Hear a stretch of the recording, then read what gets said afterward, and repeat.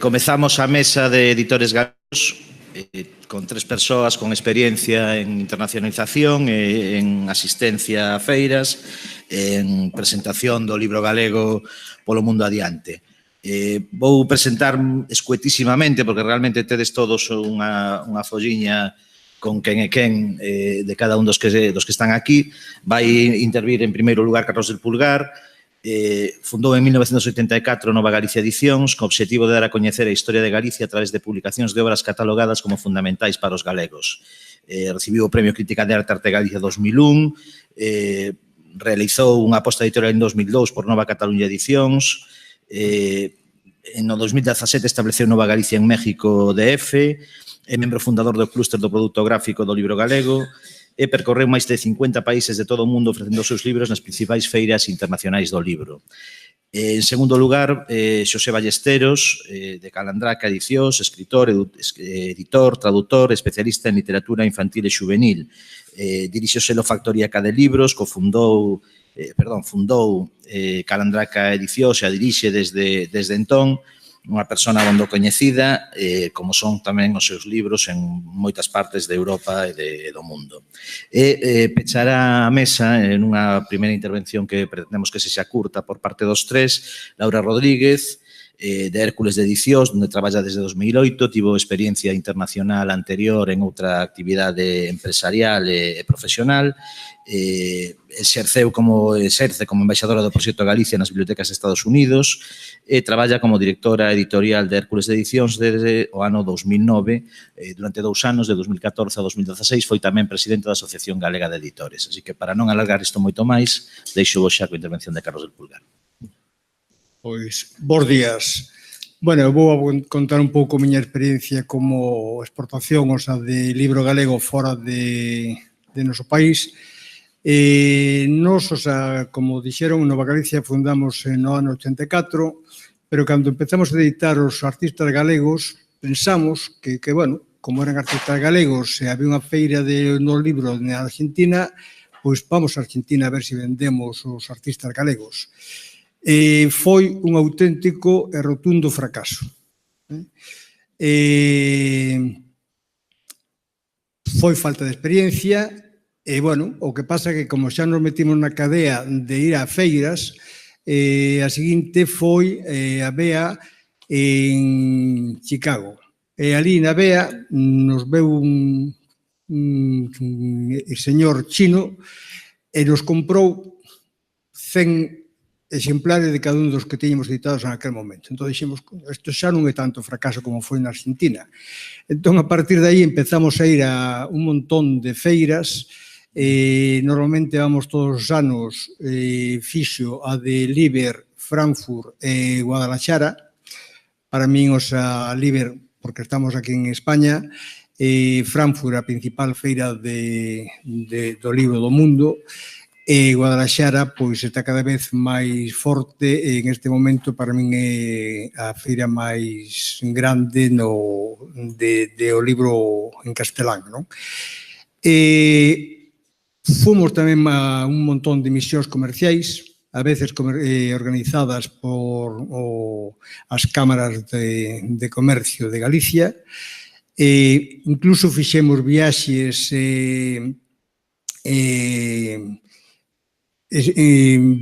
recorrendo toda América. Eu, por exemplo, xa van 3 veces que empezo por Centroamérica e acabo abaixo de todo. Me boto por alá un mes e pico, prácticamente sin dormir. A veces chego de madrugada a un país, fago miñas visitas, e esa noite xa salgo correndo a coller outro avión para outro país, non? Pero, bueno, experiencia para os editores galegos. Realmente, as misións comerciais, por exemplo, que organiza as cámaras de comercio, eso ten un antes, o tempo da misión e a posmisión. Normalmente as cámaras solen facer as axendas, si se quere, eles encargan de facer as axendas que vas a visitar. Miña experiencia me di que eso, pois realmente, ende que a veces atopas algún cliente bon, vendes, realmente quen ten que facer a axenda somos os propios editores. O sea, que penso hai que tomarse tempo, non é dicir, bueno, pois vou de emisión do día 3 ao día 10. Eso, unha vez que tes a xenda argallada, sabes que clientes e que perfis queres dese cliente, entón vas xa con túa xenda e realmente, pois, solen dar bastante resultado. Hai moito medo, polo que eu teño falado con compañeiros, os custos destas misións comerciais e demais. A cámaras, a través das axudas do IGAP, de Europa e demais, veñen a pagar, dende que se fala de un 80 máis un 10% e demais, dos custos, a realidade é que ao final veñen aportando uns 2.000 euros. É unha misión comercial dunhos 10 días, ven a salir uns 4.000 euros os custos dese viaxe. Eso normalmente con calquer venta pequena que se faga se solen recuperar e a veces salen bons contratos. Nos, por exemplo, podo dicir que de unha misión destas no Brasil nos saliron unha venda de 180.000 libros, co cal aí realmente xa ese ano se fixo casi o ano con a venta no Brasil. Ora, é moi importante que tanto as misións comerciais como as feiras que haya a prefeira, que hai que preparala, hai que preparar a xenda, a feira en sí, que hai que traballala, e despois a posfeira. Nos stands, nas feiras, moitas veces pensamos que hemos feito os grandes negocios e despois, ao final, pois o que chega a bon fin é a mitade ou a terceira parte da xente que nos prometeu que vai a mercarnos algo, que vai a ver, que vai a facer. Por iso hai que estar continuamente encima deles. Nova Galicia, tan pronto volvemos, non esperamos nin 24 horas, estamos xa chamando, correos, cambiando os horarios e demais, non? Con a diferencia horaria, por exemplo, que hai con América ou que hai boa parte de China ou de Nova Zelanda ou por aí, pois realmente hai que cambiar os horarios e adaptarse a eles. Isto respecto a feiras e misións comerciais. Hai outras feiras que falabanse hoxe aquí nas mesas, como pode ser Londres, como pode ser Colombia. Estas feiras, eu se diría, que non é convinte ou non é necesario, mellor non é necesario, ir todos os anos, pero o que dicía Antonio María de Ávila é moi importante a relación persoal co cliente. Incluso Nova Galicia tamén para fidelizar a moitos clientes, pois a veces os invita a vir a Galicia e nos botamos 2 días ou 3 días por aí levándos a ver paisaxes, a comer ben e demais. Concretamente o venres, pois ven un cliente do Perú, pero bueno, levamos así mantendo desde fai 8 anos. Entón, pois é un cliente que cada vez que nos atopamos, sea aquí ou sea en Guadalajara, facemos negocios e, bueno, pois esta vez ven o venres e se vai o domingo, ven con súa esposa, pero, bueno, dice que ven a facer negocios. Vamos a ver que pasa este venres. Sí, non, porque o mellor ven de turista, porque tamén quere irse a Italia, que irse a Francia, non sei que tal, e o mellor, pois ven, dice, bueno, pois vou a ver a Carlos, vou a ver Nova Galicia, e depois, ao final, o resultado é cero, non? Pero hai que estar metidos en esa dinámica continuamente de estar en contacto con eles, non sei, eu a veces quedo con moitos clientes de chamalos a 1 da mañá deles, que son as 8 da mañá aquí, ou me chaman eles a 1 da mañá a min, o sea, que realmente non todas as noites podes desconectar o teléfono siquera, non? Isto realmente é unha labor continua e demais. Eu penso que en Galicia temos todo o que se necesita para exportar libros fora. Ese medo que se pode ter de que non, eu teño libros en galego, bueno, realmente, pero se poden vender traducións, se poden vender dereitos. En Nova Galicia, con a experiencia que foi collendo en estes viaxes, en estas feiras e demais, en un principio edita en 4 idiomas, edita sempre, fai unha edición en galego, outra en castelán, outra en inglés e outra en portugués. E logo temos, por exemplo, varios exemplares de as nosas coleccións de valores de Saber para Vivir e Que me dis, as temos traducidas incluso a 10 idiomas. Por exemplo, temos varios tomos da colección de Saber para Vivir traducidas ao indonesio. Todo isto vai surxindo en Frankfurt e demais, non? Os nosos libros de arte en inglés, bueno, pois están metidos en 52 países. De feito, o libro Quesada, Arte e Libertade, todos os libros que tiñamos en aquel momento en inglés, que nos quedaban no almacén perto de 2.000 libros, veu unha empresa china que se levou os 2.000 libros. Hoxe en día non hai quesadas en inglés, pero en cambio os metedes no portal Alibaba, aí está a quesada en inglés. E, bueno, todo isto, penso que o futuro do libro galego é salir fora, tal como se falaba, non pasamos os mellores momentos, tanto en Galicia como en España, o libro non pasa os mellores momentos. E logo, xa nos, a nosa última aventura, pois foi despois de levar 20 anos indo a Guadalajara desde o ano 96, decidimos o ano pasado, nos debemos a México un gran porvenir, inauguramos ediciones Nova Galicia, México, no DF. América, se pensamos nos países latinoamericanos, ten súas idiosincrasia, non? Por exemplo, eu xa en este ano e pico, en que levaba 20 anos viaxando ali, aprendín que hai que poñerse ao ritmo mexicano. Aquí, as cousas que faz en 2 días, ali botas un mes. De feito, o primer contenedor que mandamos, simplemente para que salise do porto de Veracruz e chegase no almacén, tardou 40 días.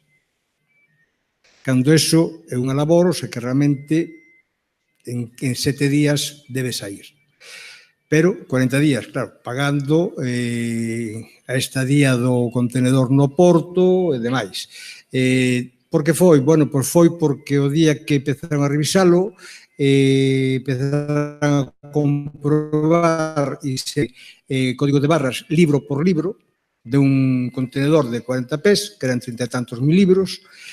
Resulta que na xornada non remataron, quedaron para dentro de 8 días, ao cabo de 8 días amenazaba a chuvia, e entón non se abriu, outra semana máis, total, que ao final foron 40 días xustos en chegar a noso almacén o libro.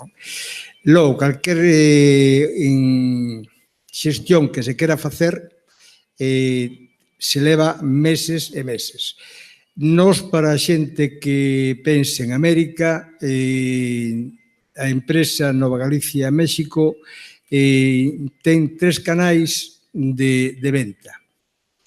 Vendemos a cadeas de librerías, por exemplo, en este momento son clientes nosos xa Gandhi, Porrúa, a Casa do Libro, Gonville, o sea, cadeas que teñen 30, 40 ou 50 librerías, Gandhi ten máis. Firmamos fai 15 días xa o contrato de suministradores de Sambors. Sambors, na memoria que está aberta en Google, facturou no ano 17 30.000 millóns de dólares. Ten máis de 600 centros comerciais por todo o país, o Corte Inglés de Vigo ou de Coruña, con algúns centros que teñen, son minúsculos. Nos, con tal de que vendamos 4 libros, o sea, en cada un deles, penso que xa vamos a facer un pequeno negocio, non? Ese é un canal. Outro canal é venderlle a mayoristas. México está como estaba España fai 20 anos. Sigue a xente vendendo libros a plazos, das empresas, facendo o que se chamaban aquí movidas. Claro, tamén con a idiosincrasia que ten México, non?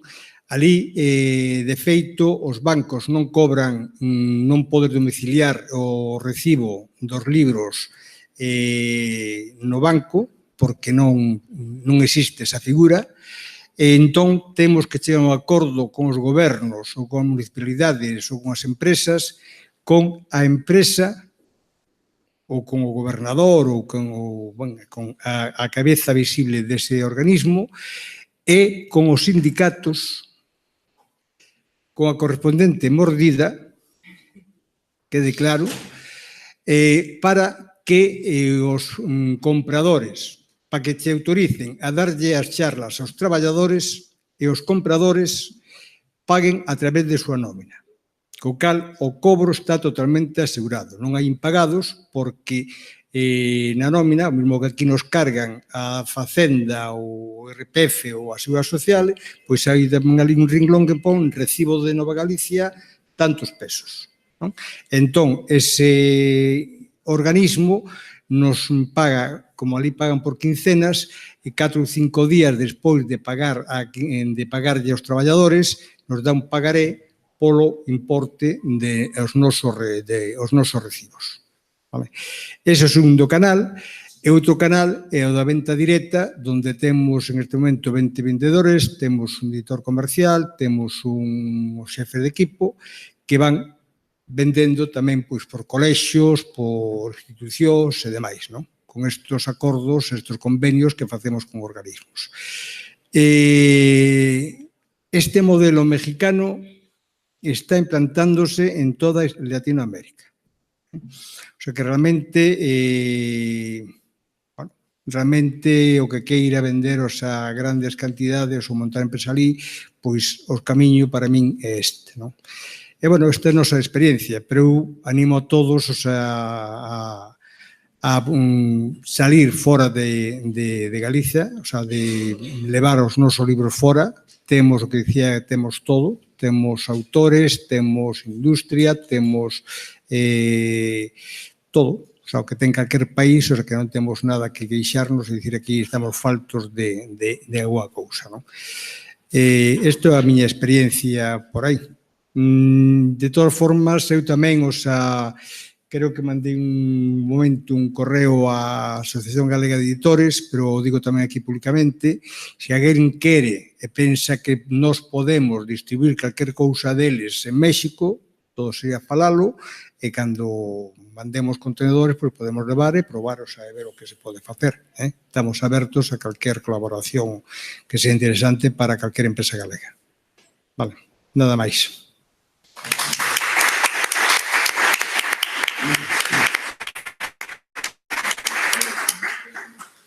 Bueno, bo día outra vez. Eu teño o corazón dividido porque vou falar como director de unha editora, de Calandraca, pero tamén como presidente da Asociación Galega de Editoras. Entón, teño unha especie como de visión así dual, non?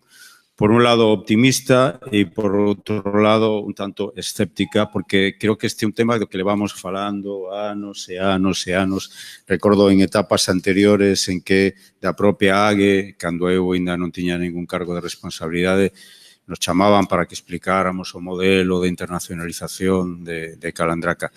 Hoxe a mañá, antes de vir para aquí, nunha entrevista para a Radio Galega, que emitirán sobre as 3, preguntábanme si o futuro do libro galego, da industria cultural galega, tiña que pasar necesariamente pola internacionalización do libro.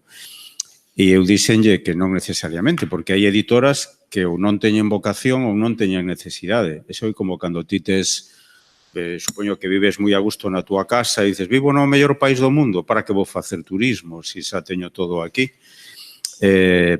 Creo que, hoxe por hoxe, hai poucos casos desos. Pero se fixéramos unha análise da composición do tecido editorial galego, creo que poderíamos facer como unha división, non sei se en dúas partes ou en tres. Hai un primer grupo que serían as editoras que son delegacións de outras editoras. E hai bastantes, sobre todo as que publican libro educativo. Esas editoras nin teñen vocación de exportar, nin poden facelo, porque son unha delegación de outra editora. Hai un segundo grupo que poderían, pero que non lles interesa ou non teñen forza para facelo. Xa lles gustaría o mellor. E hai un terceiro grupo, eu creo que prácticamente cabemos nunha mesa. Os tres que estamos aquí, o mellor algún outro editor máis, ou algúns que están comenzando agora, que eleximos a internacionalización, o camiño da internacionalización, porque víamos que era posible, que había unha posibilidade de mercado, de negocio. Decía na primeira intervención Antonio, como coñecedor, gran coñecedor do mercado do libro, que a feira, ante todo, é un negocio. E de aí que, en un momento dado, na nosa editora, que nacimos tamén con un mercado totalmente distinto que hai agora, pero que prácticamente poucos anos antes de que comezara a gran crise, que non era tanto que o necesitásemos, sino que ían aparecendo oportunidades. Pero o primeiro que tiñamos claro, que tivemos claro, é que un editor, cando falamos de internacionalización, de que estamos a falar? ¿No? Podemos internacionalizar o libro de dúas maneiras. Unha, vendendo dereitos ou vendendo libros.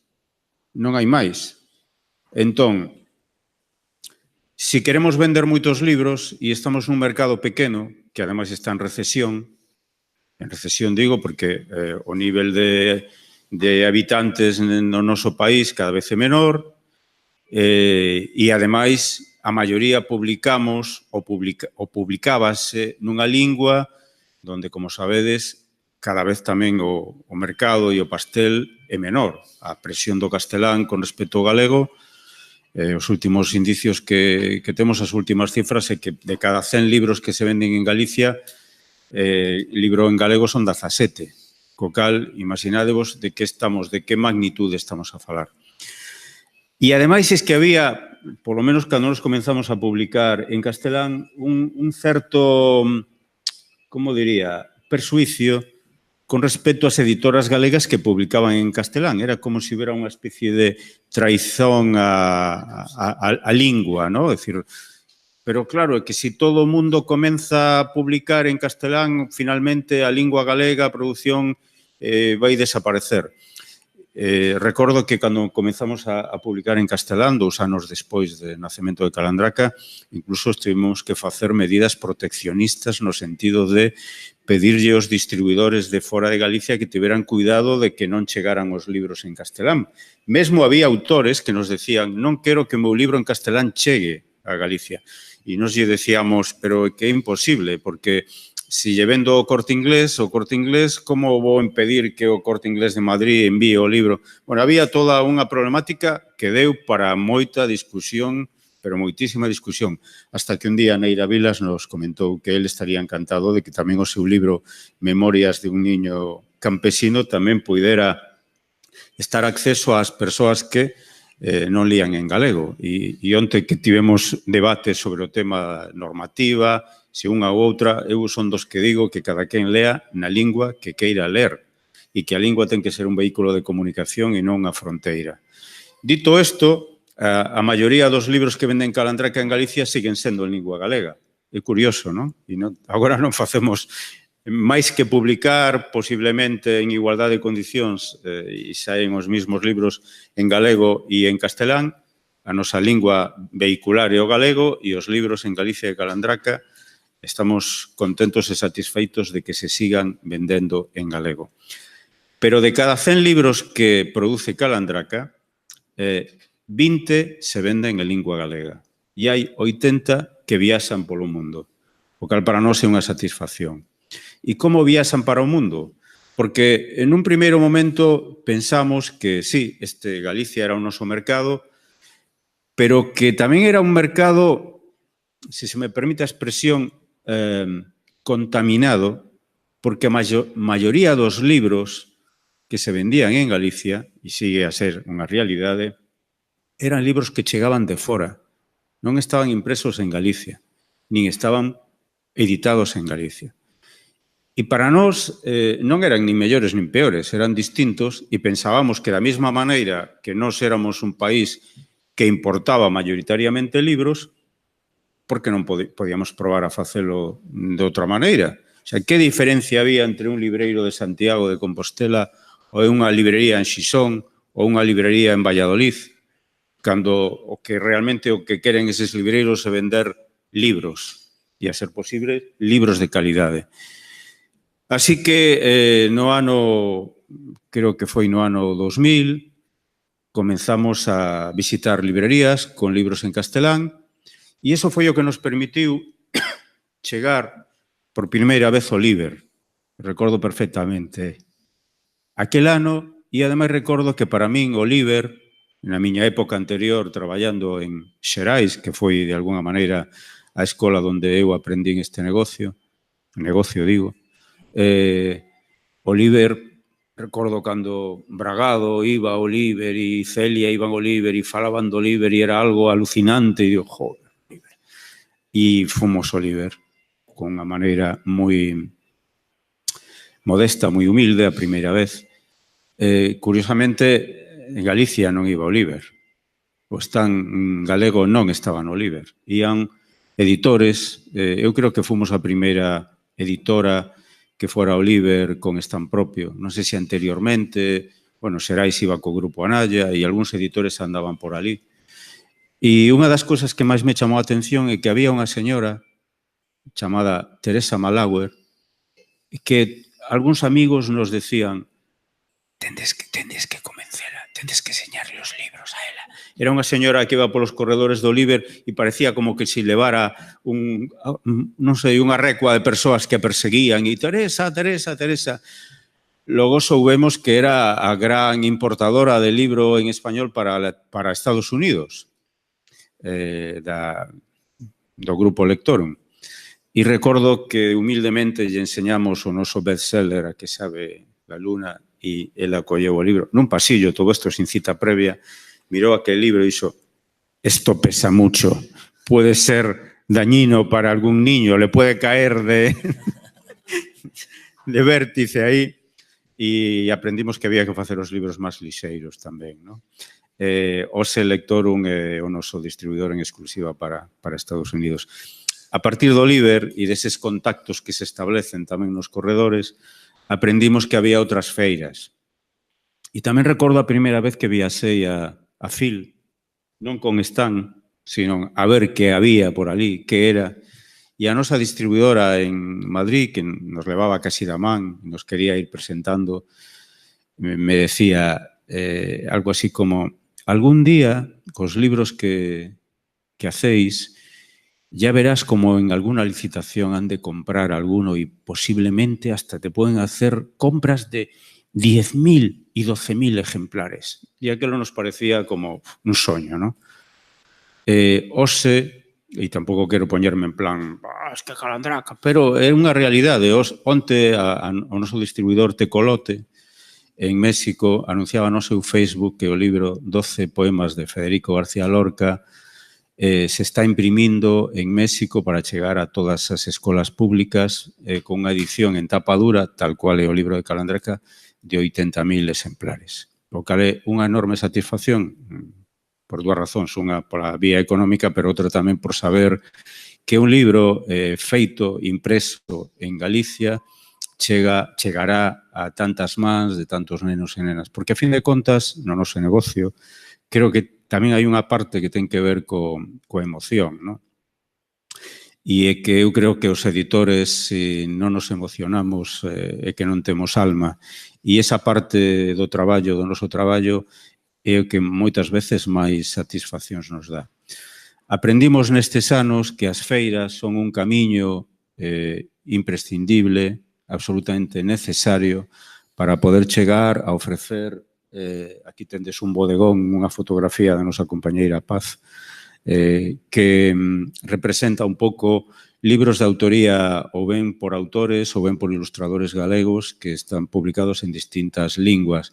Eso é posible gracias a asistir ao Liber, a asistir á Feira de Frankfurt, a asistir á Feira de Boloña, donde facemos negocios, pero tamén facemos amistades, non? Porque creo que esa outra parte é fundamental.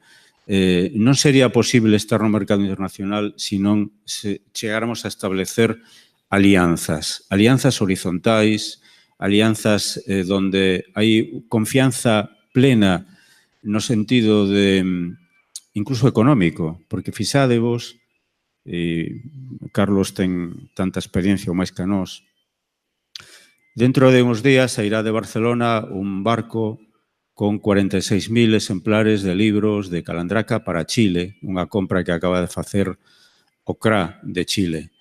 Temos que ter moita confianza no noso distribuidor, igual que o noso impresor ten confianza en nós. É toda unha cadea de confianzas e de complicidades. Nos dá moi pouco tempo para facer 46.000 libros que hai que entregar o día 11 en Barcelona. O noso impresor se fía. Nos fiamos do distribuidor. E o distribuidor se fía do goberno chileno, que, a fin de contas, é quen ten que pagar, non? Por eso digo que este tamén é un negocio de alianzas e de complicidades. Pero detrás de todo isto, e eu sobre todo penso nos meus colegas, os editores e as editoras, eles saben que hai unha cousa fundamental e é que tes que creer no libro que faz.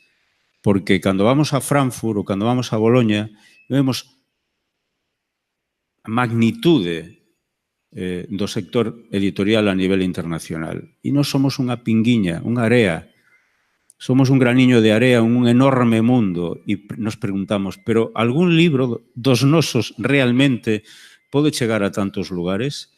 E ese milagre é posible porque eu creo si conseguimos distinguirnos dentro do todo. O sea, todos os editores que hai moitísimos no mundo teñen enormes posibilidades de elección. E aí temos que acertar moito e facer un enorme traballo tamén de promoción. Cando falo de promoción, falo de preparar a feira, de elaborar un catálogo en inglés, evidentemente, ou en chino, se vas a China, onde ali o inglés é secundario. Ter unha axenda absolutamente organizada. Lo del lector e a Teresa Malaguer perseguindo, pois eso é, bueno, de neófitos, non? Esas cosas é mellor evitalas. E hai dous tipos de traballo na feira, non? A de atender aos teus clientes habituais, facer tamén traballo pola noite, cando se acaba a feira e estás moi canso, pero hai que ir a cear. O sea, estás desde as 9 da mañán hasta que xa te deitas facendo un enorme traballo, igual que a eles, pero despois hai outro traballo que é o de recoller todas as tarefas, todas as citas, todos os intercambios que hai que facer cando regresas a casa. No caso de Libre e de Frankfurt, pois é un continuo, porque estamos unha semana, en este caso en Barcelona, chegamos a casa, cambiamos a roupa, collemos a roupa para o frío de Frankfurt, e que agora tamén está cambiando o clima e hasta podemos ir ao mellor en plan primaveral, pero despois está toda a posta en escena. Aquí temos unha serie de fotografías que estuvo preparando Paz, me apetece simplemente ir pasando e que as besades de cando íbamos os primeiros anos as feiras, e para nós sigue sendo algo exótico chegar a Beijing e unha editora galega a vernos rodeados de xente que entenden unha linguaxe universal, que é a das imaxes, e sabedes as caras tamén das persoas que por ali nos visitaban, non? había que pedirlles que por favor deixaran de facer fotografías, que sabedes que eso en China tamén é un deporte moi popular. Exactamente. Non? E, bueno, sempre da man moitos anos durante da federación e con sorprendidos, non? Da aceptación que tiñan tamén algún dos nosos títulos, algúns xa publicados en coreano, en xaponés. Bueno, pois fomos aprendendo que os stands é importante conseguir esquinas, aí temos sempre esa loita, onde moitas veces as amigas das feiras colaboran con nós e nos permiten estar en eses lugares envidiables. Bueno, aquí distintos premios que tamén é importante acompañar os libros premiados que están ás veces nas vitrinas dos ministerios, como neste caso. E, bueno, aquí estou con a veteranísima editora que xa non traballa no mundo da edición, Poppy Grijalvo, a herdeira de la editorial, daquela legendaria editorial Grijalvo, que tiña aquela editorial Serres, non sei se algúns recordades. Bueno, vou pasar moi rapidamente. Esta é unha fotografía dúas fotografías que tamén quedaron no meu currículum como algo moi exótico porque foi creo que a única vez que importamos un libro chino. Compramos os dereitos de un libro que publicamos en bilingüe, en chino e en castelán, que se chama Claro de Luna, e foi o ano que estaba China de país convidado, e estos señores que me rodean son as autoridades da provincia de Guangdong, que é unha provincia que creo que ten casi tantos habitantes como España. Pero para eles vender un libro a unha editora europea era todo un acontecemento. Nos regalaron unha lámina do autor do libro e aquí nos fixeron unha presentación a cal foi moi curioso porque, claro, eu non sei chino. Eu lía a miña nota en castelán e había unha traductora que pasaba do inglés ao chino e había non estábamos moi acompasados. Creo que acabou el antes que a min de falar, pero son pequenas anécdotas, non? Bueno, non me quero tampouco estender demasiado. Aquí temos unha imaxen de David Pintor do libro Compostela, que tamén sempre que podemos presumimos da nosa galeguidade e bueno, máis nada. Vou intentar... Esta digamos que sería a parte antigua, donde estábamos todos moi novos, como veis aquí. Pero que aprendimos a andar polas feiras e polos corredores. Esta é unha imaxen do libro que vos acabo de comentar, de 12 poemas de García Lorca con ilustración de Pacheco. Portugal tamén é un país que queremos moito. E así como curiosidade, cando estivemos tamén na Feira do Libro de Tánger, en Marrocos, perdón, en Tetuán, na nosa 2006. Bueno, e xa para despedirme, a ver onde... Teño que ver aquí os Skype.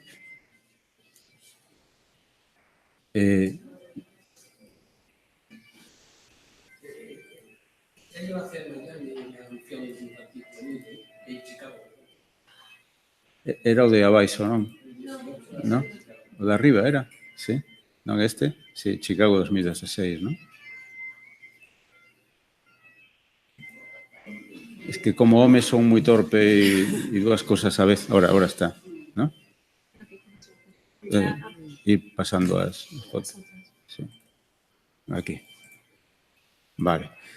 Bueno, estas son as feiras máis recentes. En Firenze vamos con o noso selo Calandraca Italia. Esta de Bos Aires, que vamos co noso distribuidor México, vai máis rápido as fotos que a min. Aquí coa delegación galega, Paula Carballeira, Freddy. Estos creo que Frankfurt. E como vedes, temos cara incluso de dormir ben, non? Casi nunca se dorme ben nunha feira, verdad, Antonio? Nunca. Pero, bueno, intentámoslo. Sobre todo, eu non vou a rematalo aquí, a deixar que fale Laura, pero creo que máis interesante pode ser que logo, en todo caso, establezamos un diálogo para afinar algunha dúbida, sobre todo o equipo de investigación que será interesante intercambiar tamén opinións. Moitas gracias.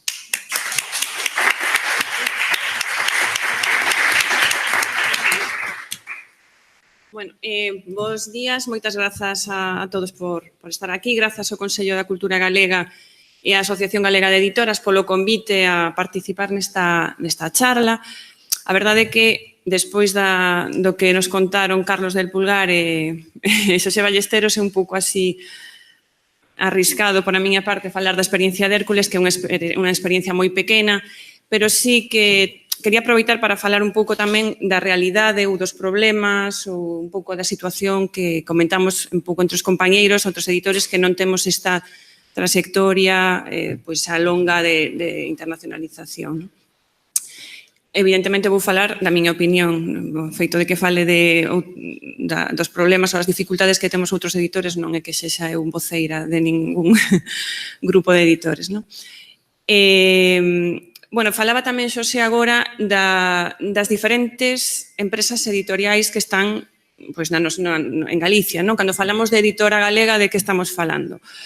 Pois dende o que comentaba el de selos ou de filiais de grandes grupos nacionais ou incluso internacionais que teñen un selo para publicar en galego, co cal a súa problemática e a internacionalización un tema que queda fora das súas preocupacións.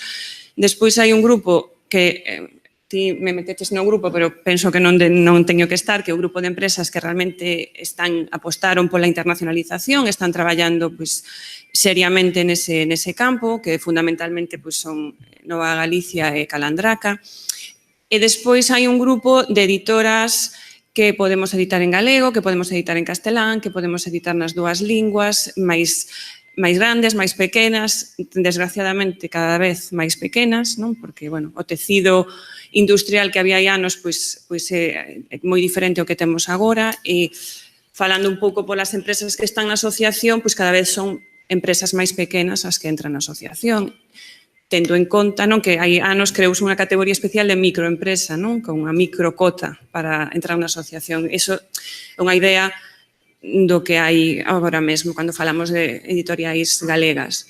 Non quero para nada transmitir unha idea negativa, pero creo que hai que explicar, facer un pouco de pedagogía. E iso por non mencionar as empresas que non están na asociación, que normalmente, salvo contadas excepcións, son empresas ainda máis pequenas, que non poden, ou que non, que son empresas moitas veces dunha persoa, de dúas persoas, que combinan ese traballo con outros traballos, é un pouco a realidade que temos. Entón, quería deixar un pouco este marco de que, porque ás veces é moi fácil dicir e por que non facedes máis cousas e por que non ides a máis feiras. Tamén Antonio mencionou ao principio, a realidade que unha empresa pequenísima non pode dicir, vou estar un mes por aí a ver que pasa. E tamén outra cousa importante que pensamos que é internacionalizar, porque tradicionalmente aquí en Galicia internacionalizar era vender fora de Galicia. Quero dicir que é un concepto que a veces nos mesmos falando podemos ter na cabeza cousas diferentes.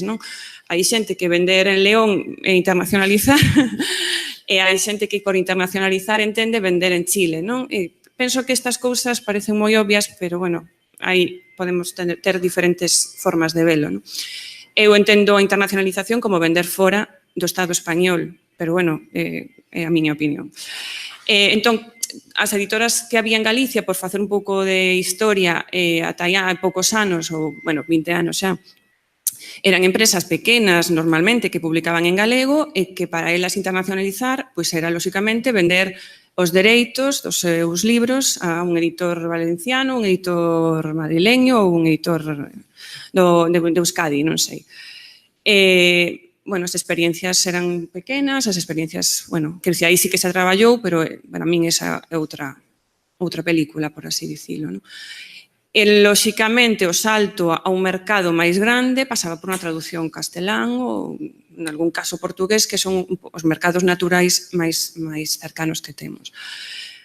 Foi, creo que ata que empezaron Carlos del Pulgar e Xosé Ballesteros, cando empezaron realmente a moverse polo mundo, cando podemos falar de internacionalización do libro galego, dende o meu punto de vista, salvo estas contadas excepcións que digo de un autor galego que consigue ser traducido ao castelán e despois chega a outras literaturas, non? A visibilidade da literatura galega era a que era. Esa é un pouco a historia como a vexo. Dentro deste contexto, Hércules, empezamos un pouco a vender sempre fora de Galicia, porque dende que empezamos co proxecto Galicia fixemos unha edición en castelán e unha edición en galego. Lóxicamente, os libros en galego se venden en Galicia, os libros en castelán en Galicia moitas veces e tamén fora. Empezamos tamén a vender en bibliotecas, en universidades, museos, sobre todo en Latinoamérica e en Europa. Esta relación era casi sempre directa nosa con esas institucións. Moitas veces os libros se mercaban directamente a nós, outras veces a través de distribuidores académicos, como pode ser Casalini, como pode ser Pubil, como pode ser Iberbook ou Digitalia nos últimos anos. Moitas veces por un tema realmente de economía ou de aforro burocrático, non? Pois que a mellor unha universidade non lle interesa dar de alta un provedor para comprar unha obra e a semana seguinte dar de alta outro provedor, prefire canalizar todas as compras que fai un país ou un grupo de países a través dun distribuidor. Entón, foi esa un pouco a nosa primeira experiencia. Como digo, sobre todo en Estados Unidos, Latinoamérica, Francia, Italia, Portugal e Alemania, tamén en Inglaterra. Despois eu, por circunstancias, estive vivindo en Estados Unidos e tive unha ocasión de un pouco continuar ese labor que empezáramos desde aquí por teléfono dun xeito moi precario, por así dicilo, dende logo sen adicarlle os esforzos dos que xa nos falaron antes que hai que facer para realmente non facer da exportación e da internacionalización unha vía realmente de negocio. Entón, eu ali en Estados Unidos sí que contactei con bastantes universidades teño un pouco ese orgullo de dicir que, sobre todo, que a parte de historia e a parte de literatura do proxecto Galicia está hoxe en moitas universidades en todo o mundo.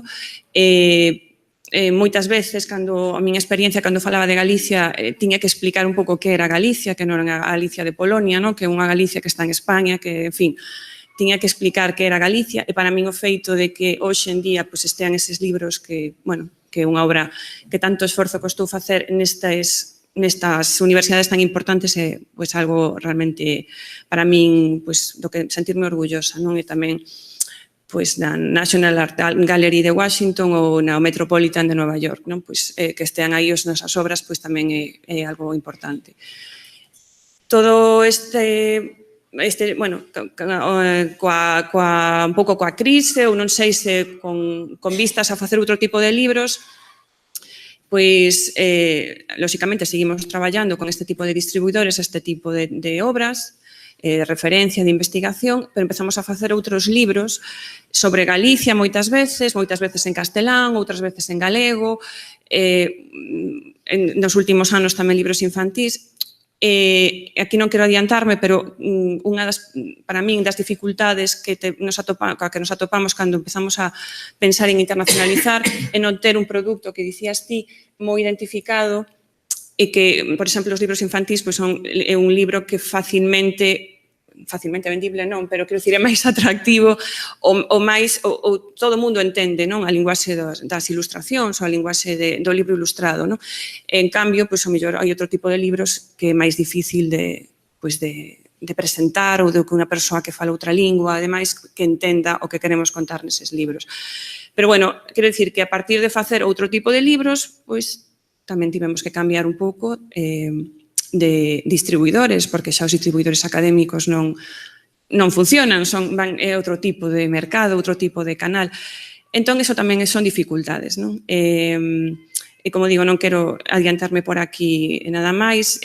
Despois, experiencias con este outro tipo de libros, temos experiencias de exportar a Colombia, a México, a Costa Rica, a Estados Unidos, sempre nada que ver coas cantidades das que se falou aquí, Pero, bueno, pouco a pouco, espero que co tempo pois mellorando, non? Tamén algún caso de venda de dereitos, pois, o de algún libro, pois, a Alemania ou a Chile, Costa Rica tamén. Bueno, esa é un pouco a miña experiencia, o que podo contar, que non deixa de ser a experiencia da editorial, non? O que sí que me gustaría é falar das dificultades ou das problemas ou da situación, porque a veces non damos ese paso ou non nos atrevemos ou un pouco como queramos chamalo. Penso que, bueno, é moi diferente o caso, como dicía antes, dun editor que publica únicamente en galego e que únicamente pode vender, pode vender dereitos, porque o libro en galego, lóxicamente, fora de Galicia, pois non se vende. Tivemos unha experiencia na Asociación Galega de Editoras de ir a BEA, a feira nese caso en Nova York, hai 7 anos ou así, creo que foi, e realmente ninguén xa chegaba. A ver, quero dicir, tampouco fixemos unha labor como a que se comentou aquí, que é unha labor continuada durante todo o ano e tal, pero realmente o libro galego, o mercado é Galicia, non ten máis. Entón, vendendo dereitos, pois é unha vía de exportar. E despois unha problemática diferente é se temos libros xa en castelán e podemos, de un xeito bastante natural, entrar no mercado latinoamericano, directamente cos nosos libros xa en castelán. E, por suposto, non son no mercado latinoamericano, porque tamén o mercado máis grande, o mercado en español é máis grande, hai librerías en español en moitos países do mundo, en moitas capitales do mundo, e as posibilidades son maiores. Entón, deixando a un lado este tema, eu diría que para min o problema fundamental é definir o produto que imos levar. A miña experiencia é que canto máis diversificado teñamos o noso catálogo, máis dificultoso vai ser, porque temos que multiplicar por as liñas un pouco que levemos de libros, pois todas as xestións. Moitas veces un distribuidor pode traballar todos os tipos de libros, pero moitas veces un distribuidor está especializado en literatura infantil e despois hai outro que está especializado en libro técnico e despois hai outro que está especializado. Entón, teño que falar con moita xente e os esforzos, pois, se dispersan en vez de concentrarse pois, nunha única liña que eu poida defender mellor, non? Entón, para min, ese é un dos factores, non? Cando analizamos que tipo de libros, que tipo de catálogos hai nas editoriais galegas, pongo o caso de Hercules porque é un caso de diversificación total. Temos libros en galego, libros en castelán, libros sobre Galicia, libros de cociña, libros de arte. O sea, é moi difícil realmente ter un peso para defender ese catálogo fronte a un distribuidor ou un mayorista, non? Tamén o tipo de produto, dicía antes, o libro infantil, a literatura, penso, ou un libro moi específico, un libro técnico específico, pode ser máis fácil de vender, se sabes con quen falar, que, por exemplo, no noso caso, ao principio, cando empezamos a facer libros sobre Galicia ou sobre o Camiño de Santiago en castelán, ou sobre o que publicamos hai uns meses sobre os incendios forestais en Galicia, que está en castelán, pero claro, que público en Chile pode estar interesado nun libro sobre incendios forestais en Galicia? Bueno, pois son libros que pensamos que hai que facer, pero que non se venden no estranxeiro, non? Entón, a definición do produto para min é a clave, definir o produto, ser coherentes, ter un catálogo o máis homoxéneo posible. Outra das cousas que ao principio tamén pasan é que o distribuidor necesita un volume mínimo, unha cantidad de libros, porque non vai facer o esforzo de empezar a traballar contigo se publicaches un libro ou 2 ao ano. Entón, bueno, son obviedades o que estou dicindo, son consciente, pero creo que é importante tamén pensar en todas. Entón, digo isto porque estamos falando do tipo de editoriais que en Galicia, non son editoriais que publiquen 80, 100 novidades ao ano, non? E despois hai que ter unha continuidade, tampouco vale de nada sacar 10 libros un ano e despois o ano seguinte sacar un. Hai que ter un traballo, por lo menos esa é a miña experiencia. Despois, que máis? Despois, un problema fundamental que tamén falaba Xosé, a confianza. E cando estás empezando, hai un clima de desconfianza, non coñeces ben a xente, non sabes como funcionan, estamos falando de de facer relacións con xente que está moi lonxe, non é o mesmo pois ter un problema de cobrar unha factura cun libreiro de Santiago que con unha persoa que está pois a miles de kilómetros, non? Entón, moitas veces son esas barreiras as que nos marcamos e que nos impiden dar ese salto, non? A confianza é fundamental. Por exemplo, no caso de venda de dereitos, nos podemos vender dereitos para facer, 1.000, 5.000 exemplares dun libro, pero non temos realmente unha garantía de que ese editor vai a facer 5.000 ou vai a facer 1.000, porque, bueno, quero dicir que son cuestións que tamén están aí. Ou se exportamos e tal, pois se nos van pagar, non? Como pasou algunha vez. Claro que tamén podemos poñernos moi exixentes e moi estupendos, pero, bueno, o máis normal é que se nos poñemos moi estupendos non vendamos moito. Quero dicir ao principio, despois, cando tens confianza con os teus distribuidores, pois, lóxicamente, as cousas son de outra maneira, non? Pero quero dicir que todas esas cousas son as que temos na cabeza. Outro problema son os descontos que moitas veces nos pide un distribuidor. Non sei, a min o desconto máis alto que me chegaron a pedir sobre o prezo de venda do libro, 65%. Non sei se hai casos de máis. Hai, non? Bueno, a mí non me dixeron máis. Bueno, claro, a ver, vos falades de cantidades de miles. Xa se falaba de Portugal, que facía, non sei se recordades algún dos que estivo aquí, que sabedes que en Portugal non hai libro prezo fixo e aí hai descontos hasta 80. Claro, bueno. A ver, evidentemente, se estamos falando de vender millóns de libros, bueno, quero dicir, hai outras condicións, pero volvendo un pouco ao que falaba ao principio, a realidade galega, cando os editores, non sei exactamente agora a tirada media en Galicia, pero, bueno, 800. Entón, claro, a min gustame explicar estas cousas e facer un pouco de pedagogía. Se eu fago 800 libros, o custo unitario de cada libro é tremendo. Entón, cando alguén pide o 65% sobre unha cousa que a ti é unha cousa como casi artesanal, que faz con todo cariño e con todo amor, pois, lóxicamente, pois, sí, podes dicir, bueno, pois teño moitas ganas de internacionalizar, bueno, pero vas perder cartos. O sea, un pouco esa realidade. Supoño, claro, que co tempo, pois a xente que exporta, pois, evidentemente, fai unhas tiradas maiores, e ten unhas previsións, pero cando estamos neste momento de empezar, pois tampouco estamos como para dicir, pois imos facer 5.000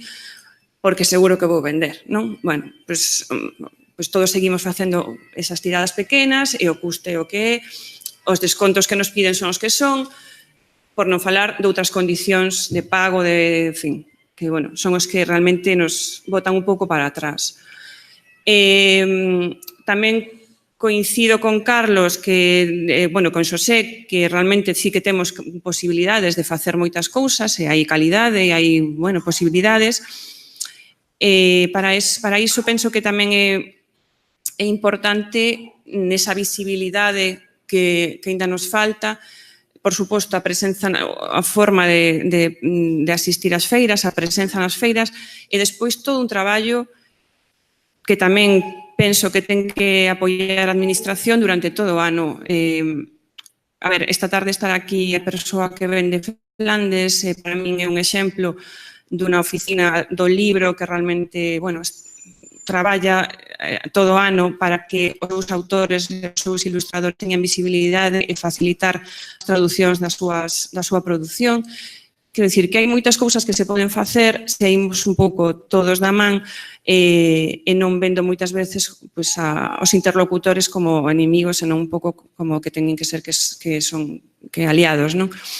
Neste sentido tamén hai unha reivindicación histórica na Lei do Libro Galego sobre a creación dunha Cámara do Libro Galego, bueno, que aí está, e realmente penso que o problema fundamental, deixando aparte todas estas estrategias de produto e tal, que son cousa de cada un e de cada empresa, o apoio da administración, que non estamos falando tampouco de cousas millonarias, pero sí de ir un pouco todos na mesma dirección e facilitando ferramentas que fagan a vida máis fácil, porque eu teño experiencia contraria. Cando eu quero comprar dereitos, pois non é o mesmo que eu mande un correo a unha entidade coreana e non me conteste ninguén, como tenme pasado, que se me poño en contacto coa xente de Flandes, que é como quero dicir, non se pode pedir máis para que, o sea, realmente están te invitando a que traduzas os seus libros. Entón, esas cousas son importantes e quería aproveitar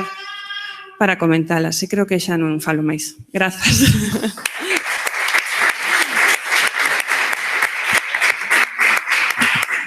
Bueno, grazas aos tres. Temos 15 minutos antes da pausa para comer e reiniciar pola tarde para ou unha nova reflexión dos tres ponentes ou preguntas ou reflexións vosas. Abrimos un turno pequeno de preguntas. Sí.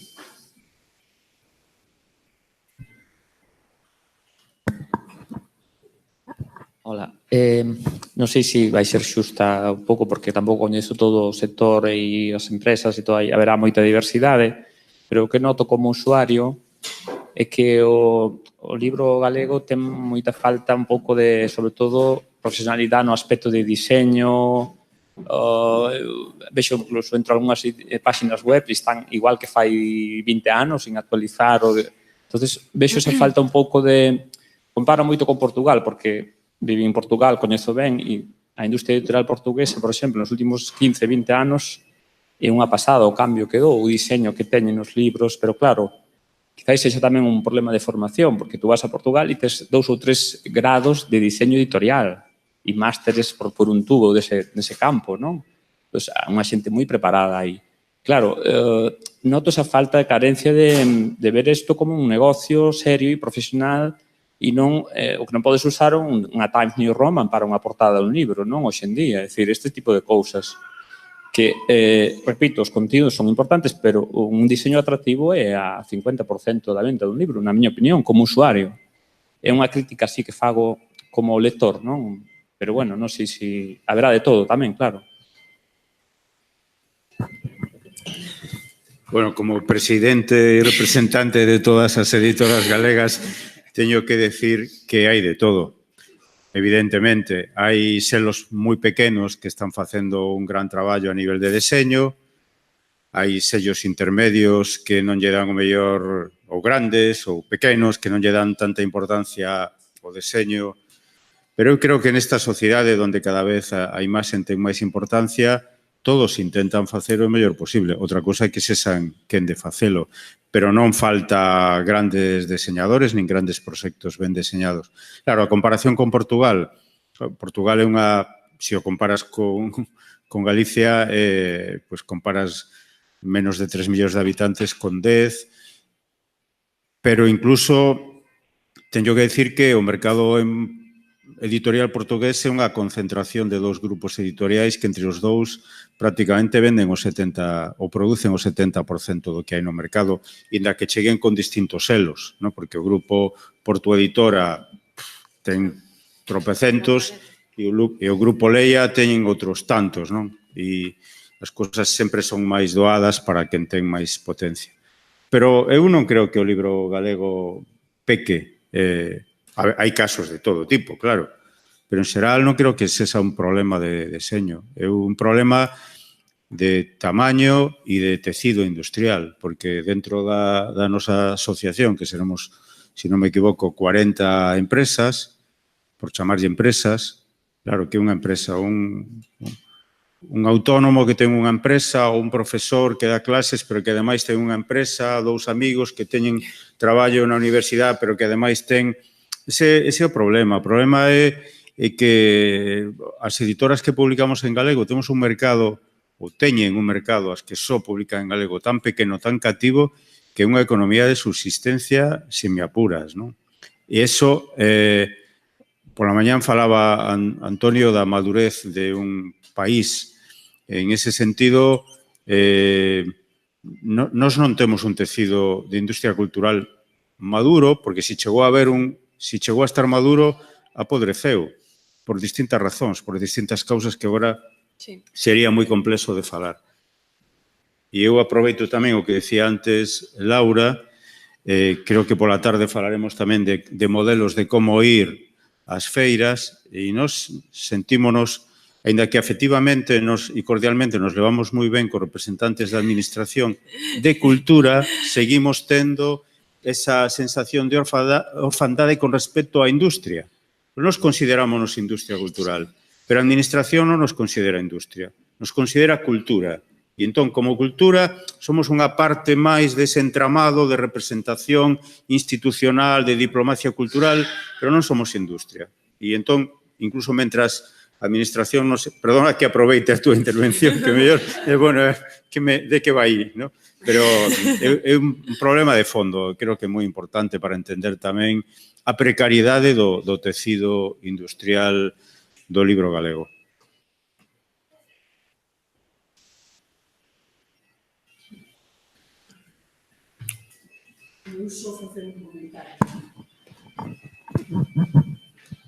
Porque a verdade é que dá moito gusto ver cando falades do que vendedes e onde vendedes e a cantidade de libros que saindo deste pequeno país son capaces de chegar a outros países moi lonxanos e moi grandes, non? E con miles de lectores.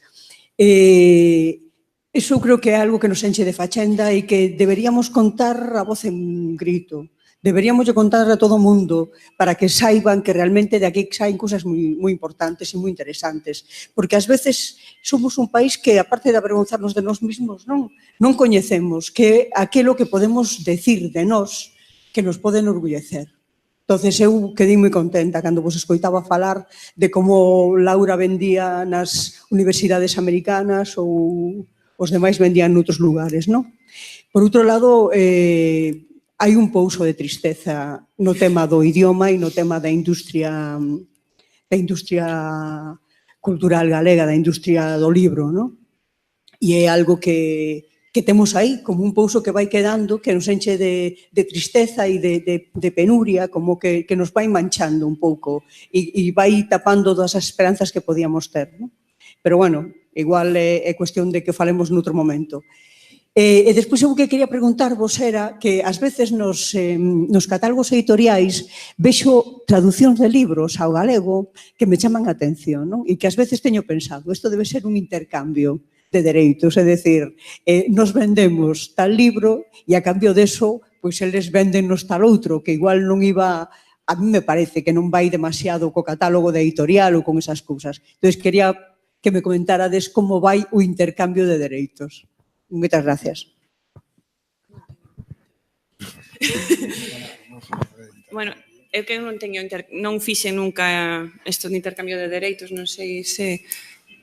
No. Quero dicir, eu cando comprei algún libro ou algún dereito, sobre todo porque nunha feira vexo un libro que me chama a atención ou despois xa se coñezo a editorial, pois sigo esa editorial por internet, quero dicir, ou como a persoa de contacto, manda as novidades e xa está. Despois, claro, normalmente son eses libros precisamente os que encaixan máis do que quero facer, porque son libros que vexo e que quero para o meu catálogo. Outras veces, pois, bueno, quero dicir, non vou entrar en máis historia, pero quero dicir que hai un pouco que satisfacer determinadas cousas, pois aquí, por exemplo, que eu dicía antes, libros hai que facer, lóxicamente, libros sobre Galicia, hai que facer, e moitas veces son cousas moi específicas que van quedando un pouco illadas. Bueno, é difícil ese equilibrio. Lóxicamente, o que dicía ahora Xosé, unha editorial grande, como pode ser Porto Editora ou aquí en España Planeta ou tal, pois ten 50.000 selos editoriais e cada un deles está especializado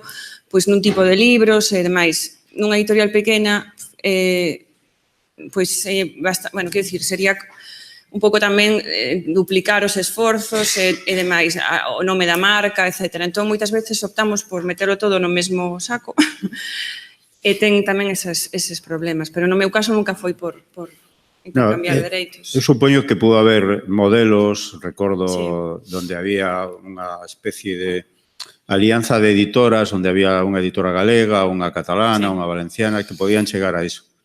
No noso caso, o noso catálogo intentamos que sexa o máis coherente internamente, libre, mesmo dos amigos que son. Eu creo que cando a un gran amigo lle dis non vou a publicar o teu libro, a partir de aí é como unha vacina onde xa estás preparado para decirlle non a calquer un, non?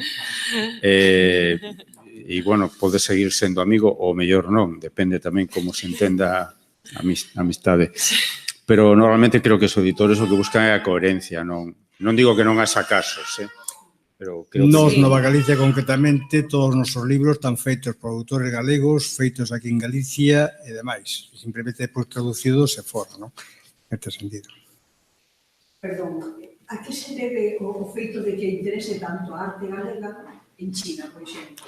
Digo que me chamou moito a atención. Bueno, os chinos, realmente o concepto que teño é que mercan todo aquilo que veñen e que teñen calidade. Eu antes falaba dos libros de Quesada, e, bueno, cando viñeron a Frankfurt, viñeron 4 persoas, unha sola delas falaba inglés, por tanto, a tarde non o deixaban pasar. Eu, xusto estaba eu mostrándolle o libro, non me deixaban pasar 2 páxinas, senón que me daban na man para que volvera para atrás, toda unha tarde, e ao día seguinte, dixeron que volvían ao día seguinte, pensamos, aquí xa non sale nada. Ao día seguinte viñeron con o gran jefe, con o dono da empresa, que tampouco falaba inglés, ele nada máis que facía así ou non con a cabeza, e ao final dixeron, cantos quedan? Chamamos desde Frankfurt a Nova Galicia, que dá 1.700 e pico, dixo, pon precio para todos. E foi realmente, e hoxe en Alibaba temos os artistas galegos, os 30 volumes, temos o de Quesada, e todo o que temos de arte o teñen metido no portal.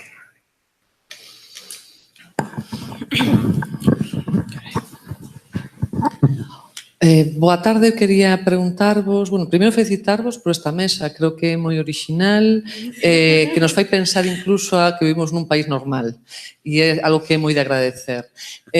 Para alén diso, por seguir transitando o camiño de normalidade, eu quixera saber 2 cuestións. A primeira, que é máis frecuente, vender dereitos ou vender traducións? Esa sería a primeira. E a segunda, cando vos importades un libro que incluídes no catálogo e, por tanto, fai parte do sistema literario galego traducido, cales son os criterios de escolla? E vou agora ao cerne. Ata que punto a condición de invitado de honor é un criterio ou é algo que pode ser suxestivo para as vosas editoras?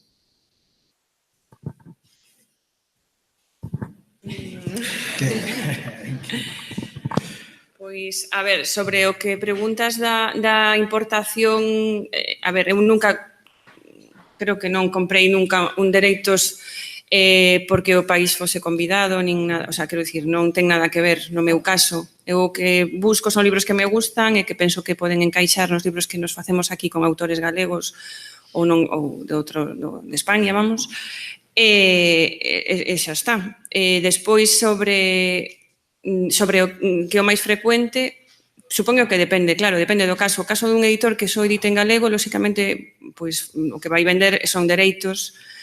No meu caso concreto, diría que vendo máis exemplares, o sea, libros que dereitos de, non sei, cada un se terá a súa problemática.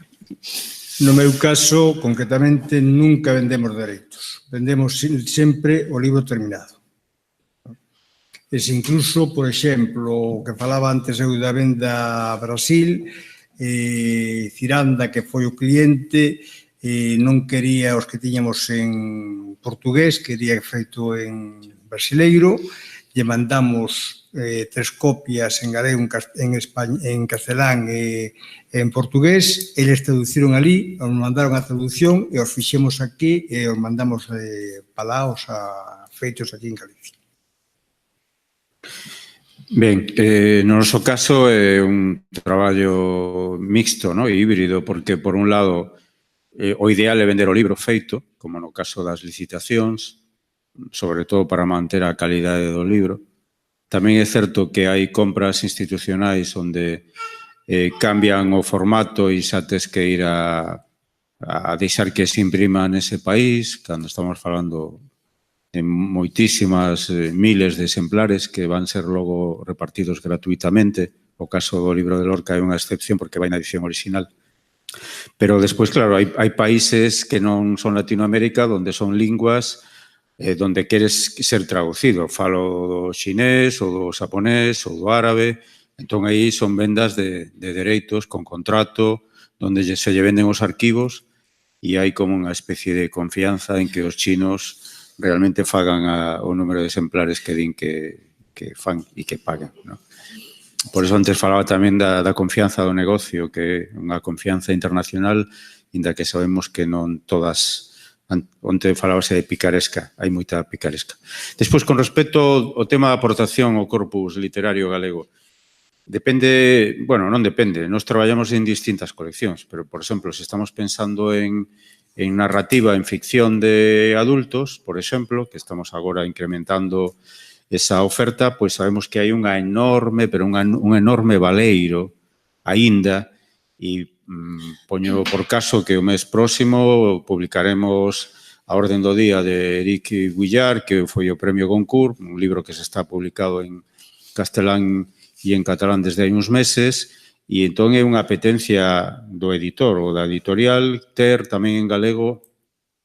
Pois xa nos gustaría ter Sapiens, por exemplo, de Harari, e algún día pode ser que cheguemos a publicalo, sabendo que logo as vendas non se van a, seguramente nunca van a equilibrar o que é o esforzo editorial e a rentabilidade económica non vai retornar. Pero despois, se xa falamos do capítulo que ten que ver un pouco co que nos dá de comer, que é o álbum ilustrado e o libro infantil, antes falaba da coherencia do catálogo, entón ten que ser que dá igual a lingua de orixe, se é de un autor ou autora galega ou de un autor ou autora checa ou norueguesa. Sí que buscamos a coherencia e, sobre todo, que sexa un libro que aporte o que emocione. País convidado. O que ten de bo ser un país convidado é que o foco vai sobre ese país, co cal nós, cando vayamos este ano a Frankfurt, pues estaremos botando un ollo a ver que pasa en Georgia, non? Ou se fora Kazajistán, pues exactamente igual, e pode ser que haxa algo que nos seduza ou non. Claro, pero de todas maneiras tendes que saber que os catálogos, no noso caso, por exemplo, estamos traballando sempre con prácticamente 2 anos de antelación. É dicir, que cando un autor nos envía un traballo, agora mesmo, no ano 2018, posiblemente non será publicado antes de 2020, salvo que sexa unha cousa que nos pareza imprescindible. Unha conmemoración ou algo así. Non tanto unha conmemoración, sino unha oportunidade. Sí. Pode ser o caso do libro de Orden do Día, que, por desgraza, está moi de actualidade polo ascenso da extrema dereita en Europa. Entón, bueno, pois canto antes se poida publicar mellor para facer tamén reflexionar a sociedade e a mocidade sobre esa temática. Eu quería facer tamén aquí un inciso. Cando compramos dereitos, tamén sendo as editoriais como somos en Galicia, pois non temos moita capacidade de comprar dereitos o español ou o castelán, non? Depende, hai casos e casos, pero normalmente sempre hai mellores postores, non? Que van facer unhas ofertas máis interesantes que as que podemos facer nós e van dicir que van vender 10.000 exemplares ou cousas así. É difícil competir aí. E o que dicía, se decidimos traducir un libro únicamente ao galego, moitas veces perdendo directamente cartos, pero porque queremos que ese libro estea tamén en galego. Entón, un pouco...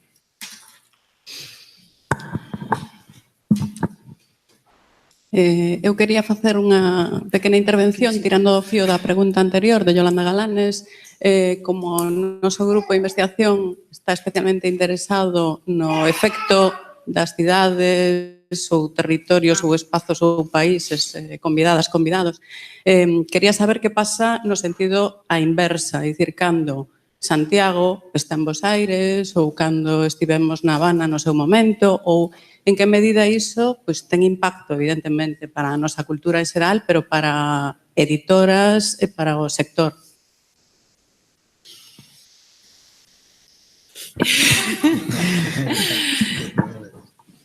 Eu non teño moita experiencia, podo dicir. Bueno, eu teño experiencia en decir que non pasa absolutamente nada, e ese é un dos problemas da disfunción entre entender que a feira para os editores é unha oportunidade de negocio e entender que as institucións van a outra cousa. Son dous camiños que poderían converxer, pero que habitualmente teñen intereses e obxectivos distintos. Esa é a miña opinión. O mellor a administración ten outra, non sei. Pero desde o punto de vista práctico de negocio... Personalmente non notei ningún cambio despois de ir a Bos Aires, por exemplo. E foches cando Santiago foi cidade convidada. Notei así un boom Nada. En miña opinión, coincido totalmente con Xosé, o sea que son dous cousas totalmente distintas. Non ten ninguna repercusión comercial, non ten ninguna repercusión. E se a pesar de ser dos cousas diferentes, na súa opinión, non é igual, había un turno, pero igual, se é sobre o tema, supoño que poderá esperar 10 segundos. Eu entendo que as institucións teñen os seus obxectivos diplomáticos e mesmo políticos. Entón, e vou falar moi claro, a nosa administración nos di a que feiras queredes ir? E nos decimos Liber, Frankfurt e Boloña. Interesa vos a FIL? Home, se ides, pois, vale, os poucos editores que vamos, gustaríanos contar coa axuda da Xunta. Pero a vos aires, a Xunta vai a ir sí ou sí. Interésenos ou non nos interese, ou non nos interese. Mellor a nos podía interesarnos máis ir a China, ou a... antes a falei de China, ou a Xangai. Co cal, eu creo que é un problema de entender a utilización tamén do stand para unha feira do libro para outros obxectivos que non son mellor os que interesan. Pode interesarlle o país? Bueno, sí, porque hai outra cuestión, non? E nós aí queremos ir da man da Asociación de Escritores e Escritoras en Lingua Galega. Non, somos asociacións distintas, pero temos intereses comuns. Os libros, hai uns creadores detrás. Habría que facer un traballo tamén da internacionalización dos creadores. Habría que ir ás feiras con un catálogo en condicións. Eu non digo que todo teña que facer a administración. As editoras deberíamos facer un traballo tamén. E eu creo que ese é o camiño e que, de alguna maneira, hai boa intención e posiblemente cheguemos no futuro a acordos tamén. Pero, mentres tanto, me parece que unha mágoa que se perdan tamén recursos, non? Recursos públicos é unha mágoa. As feiras que vamos, Xosé e eu, principalmente, nos vamos con un stand propio. Pero, bueno, pero realmente o stand de Galicia concretamente casi sempre dos mellores, o sea, decorados e presentados e demais, pero eu xa dixen fai moitos anos, e sigo dicindo, non son prácticos para traballar ningún editor. O sea, por exemplo, ano pasado era maravilloso a presentación do stand de Guadalajara, da Xunta, pero realmente tiñen a mitad do espacio que tiña eu, e realmente estaba con anaqueles de libros e había simplemente, creo que eran 3 sillas e unha mesa, non?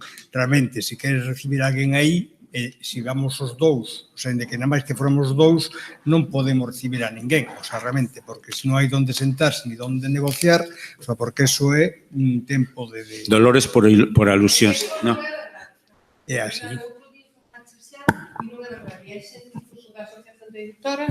Que opina que non é así. Eso non é verdade que houbera, é que non é verdade. Falta de espazo non.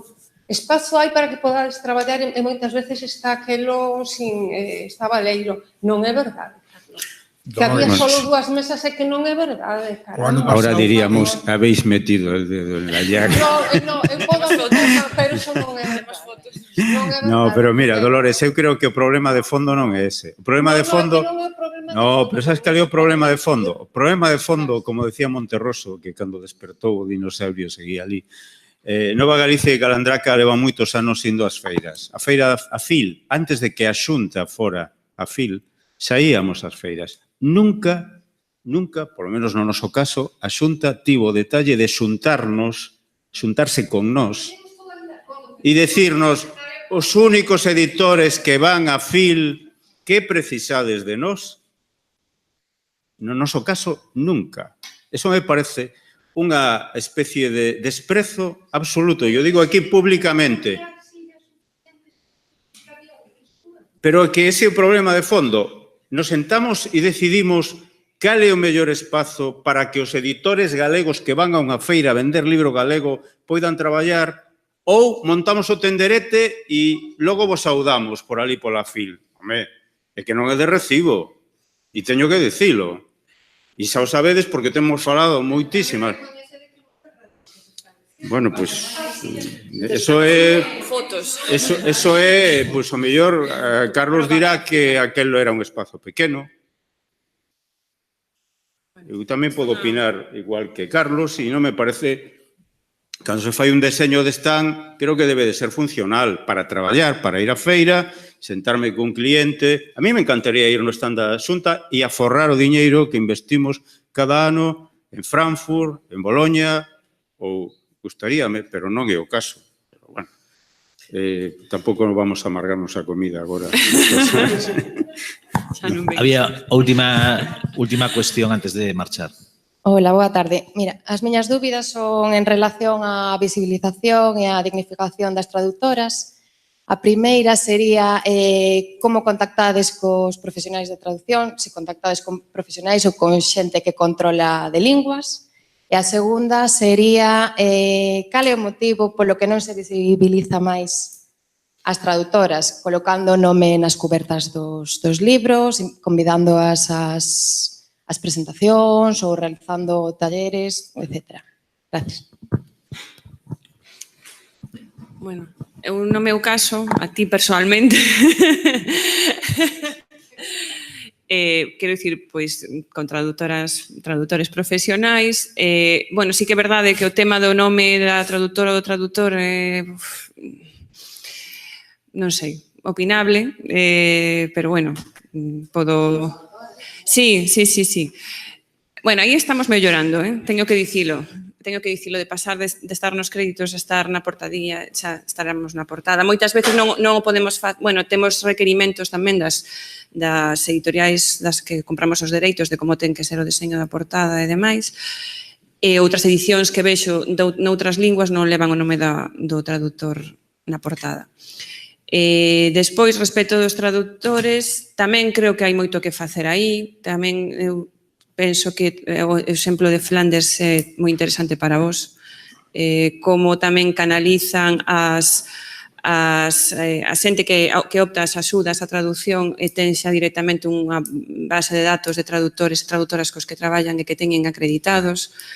Este tipo de cousas, cando estás buscando un traductor dunha lingua que non... Bueno, o feito de que haxa ese... Pero, bueno, non que teñas que entrar nunha páxina e buscarte, non, senón que haxa unha vía directa e que podas atopar facilmente un traductor e vexas todo o que fixo, moitas veces especializado en literatura infantil ou en poesía ou tal, pois aí tamén hai moitas cousas que se poden facer conxuntamente, porque ás veces hai como, a miña impresión é que cada vez hai máis páxinas web de información e non hai menos información. O sea, esta información está dispersa e a min, bueno, parece que me pagan os de Flandes, pero realmente é un exemplo, tamén Holanda tamén é o caso, Finlandia que tamén coñezo, de como está o traductor totalmente integrado dentro do proceso, como se dá valor ao traballo e mesmo como protexen tamén que se lles pague, que se presentas un contrato que pagan menos do que les consideran, non entra esa candidatura a axuda, etc. Bueno, aí tamén hai moito que facer. No noso caso eu distinguiría o que é un álbum ilustrado onde o deseño da portada implica moitas veces que ni siquiera a mellor apareza, xa non digo o autor, pero intentamos que o autor e o ilustrador estén ao mesmo nivel, pero no caso das coleccións de adultos, o traballo do traductor ou da traductora para nós é un valor engadido. Entón, o que intentamos é sempre que estea na cuberta e traballar cos mellores ou as mellores. Buscamos sempre, intentamos sobre todo porque o proceso de traducción é un proceso ingrato, pero que é fundamental, e como chegue a traducción é máis fundamental para non ter que estar despois facendo un traballo tamén de corrección de estilo sobre a traducción. O problema para nós non é tanto que apareza, que ten que aparecer, somos partidarios de que apareza, sino de atopar traductores ou traductoras de calquera lingua para o galego, porque hai un enorme déficit. Te podes atopar moita xente que traduce desde o inglés, desde o francés, desde o alemán xa moi pouco, desde o sueco prácticamente desde o euskera e xa non falo do chino, do xaponés, de outras linguas, mesmo do alemán, é problemático, non? Pero, xa, como decía antes, é un valor engadido o traballo do traductor ou da traductora. E debería ser así en todas as editoras, creemos. Pero na